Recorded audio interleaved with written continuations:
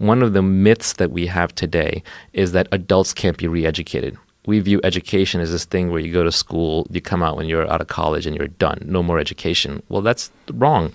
You have all these great online boot camps and coding schools coming up. There are ones that will even pay you to go there now. You can educate people en masse, and you can educate them into creative professions. People who are talking about AI automating programming have never really written serious code.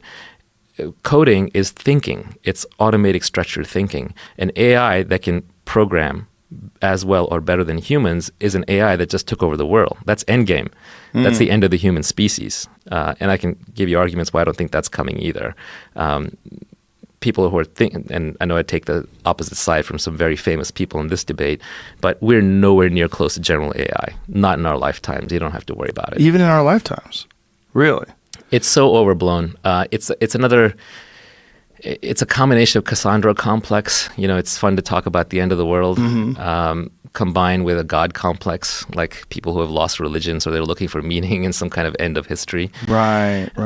The reason why I don't think AI is coming anytime soon is because a lot of the advances in so-called AI today are what we call narrow AI. They're really in pattern recognition, machine learning to figure out like what is that object on the screen, or how do you find this signal in all of that noise. There's nothing approaching what we call creative thinking. To actually model general intelligence, you run into all kinds of problems. First, we don't know how the brain works at all. Number two, we've never even modeled a paramecium or an amoeba, let alone a human brain.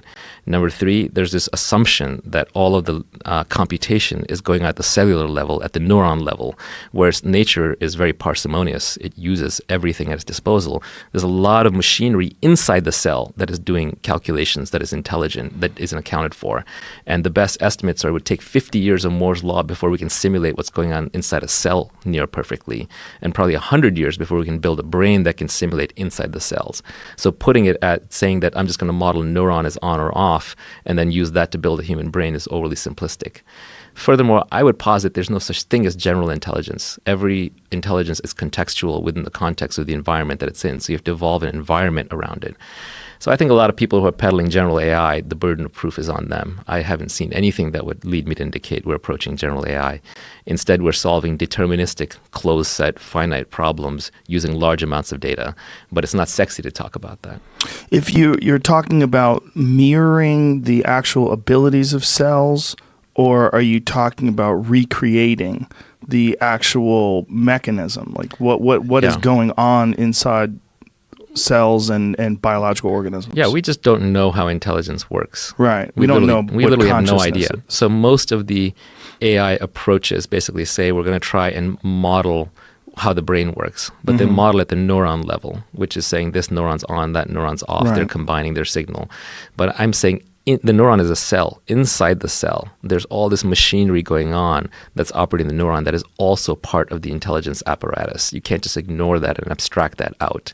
You have to model it down to the inside the cell level. It's also a part of the biological organism itself. Exactly. And it has all these needs that the biological organism has to have food and rest, and there's a balance going on. But when you eliminate all that, when there is none of that, and it's just calculations, and we get to a point where it's just this thing that we've created, whether you call it a computer, whether it doesn't have to be a moving thing even, but a thing that you've created that stores virtually all the information that's available in the world, stores all of the patterns of all the thinking of all the great people that have ever lived, all the writers, all the people that have ever published anything, all the people that have ever spoken any words, stores all of their points, all of their counterpoints, all their contradictions, applies logic and reason and some sort of sense of the future, and starts improving upon these patterns, and then starts acting on its own based on the information that it's been provided with. Well, first you would have to actually simulate a structure of the human brain that can hold all that information. You're basically talking about tens of thousands of brains worth of information. Right. We can't even build one brain the next decade or two or three. Well, in terms of an actual physical brain, yes. But what about something that recreates the abilities of a brain? Like I said, nature is parsimonious. So we've got this 3-pound wetware object that can hold all this data. Nature has been very efficient in evolving kind of how we get there. I just don't think computers are anywhere close to that. Like they can hold that amount of data with that complexity, with like the holographic structure of the brain where it can recall in many, many different ways. And then I don't think you can evolve a creature to be intelligent outside of the boundaries of feedback in a real medium. Like if you raised a human being in a concrete cell with no input from the outside, they wouldn't have any feedback from the real world. They wouldn't evolve properly. So I think just dumping information into a thing isn't enough. It has to have an environment to operate in, to get feedback from. It needs to have context. But isn't that biological? I mean, what if you have just all the information that people have accumulated and the lessons that people have learned, and you program that into the computer?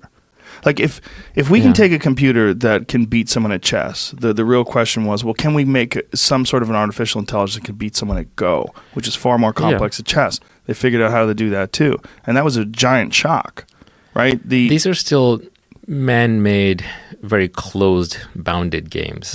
They're not on the road to the unbounded game of life. They are completely artificial. But didn't that give you like a little bit of a pause? A little bit. Go or League of Legends or Fortnite. They're not completely deterministic. Right. But they're still very artificial, very bounded games. Being good at Go doesn't mean that you can then suddenly figure out how to write great poetry. Right.